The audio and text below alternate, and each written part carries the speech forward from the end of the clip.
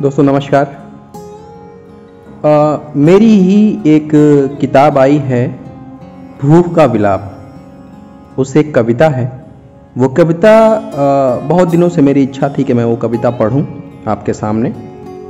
और क्योंकि आज राष्ट्रीय बालिका दिवस है और इस अवसर पे यह कविता जो है वो कहीं ना कहीं बड़ी ही प्रासंगिक है और वो कविता मैं पढ़ना चाहता हूँ।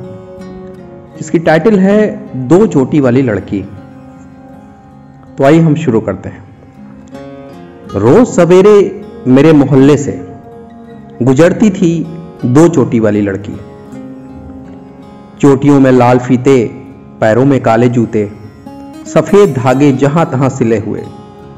उसकी सफेद ड्रेस भी पीली पड़ चुकी थी, लेकिन मेरे गार्डन में लगे हुए कनेर के फूल जितने नहीं।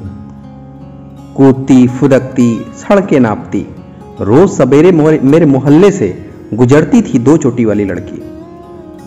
अपनी बालकनी से रोज देखता था उसको, सुबह सवेरे उन्नीदी आंखों से गौरैया को दाना खिलाते, हाथ में कॉफी का मग लिए चुस्कियां लेते हुए, या के फिर आंखों पर चश्मा चढ़ा अखबार के पन्ने पलटते हुए।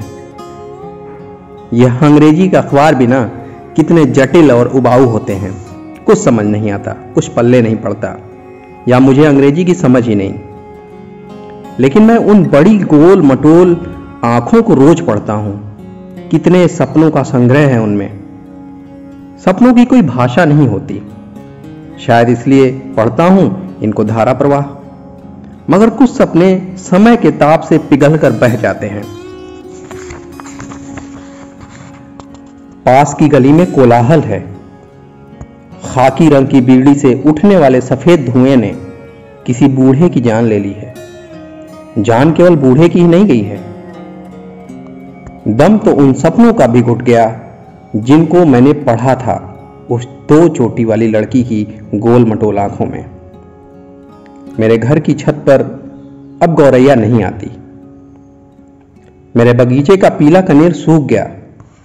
अखबार उठाकर आंखों पर चश्मा चढ़ाता हूं, लेकिन इस चश्मे के पार अब नहीं दिखती वो दो चोटी वाली लड़की।